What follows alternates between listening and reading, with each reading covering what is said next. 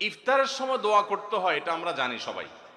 ইফতার খেতে দোয়া আছে সেটাও জানি। বিসমিল্লাহ বলে ইফতার খেলাম, ইফতার খাওয়ার পর দোয়া পড়বো আমরা, জাহাবাজ জামা ওয়া আবতালাতুল উরুক ওয়া সাবাতাল আজরু ইনশাআল্লাহ, অথবা আল্লাহুম্মা লাকা সুমতু আলা রিজকিকা আফতারতু। আমরা দোয়া এটা জানি সবাই। কিন্তু কেউ যদি আপনাকে ইফতারের দাওয়াত দেয়, ইফতার করায়, তখন তার জন্য একটা দোয়া আছে, ওইটা আমরা ম্যাক্সিমাম মানুষ জানি না। বলবো সেটা?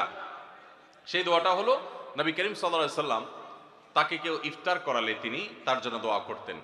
আকালা তাআমাকুমুল আবরার ওয়া সাল্লাত আলাইকুমুল মালাইকা ওয়া আফতার ইনদাকুমুস সাইমুন। তোমাদের খাবার যেন নেককাররা খায়, হ্যাঁ, এবং তোমাদের উপর ফেরেশতারা যেন তোমাদের জন্য দোয়া করে, আর তোমাদের খাবার যেন রোজাদাররা খায়, ইফতার করে।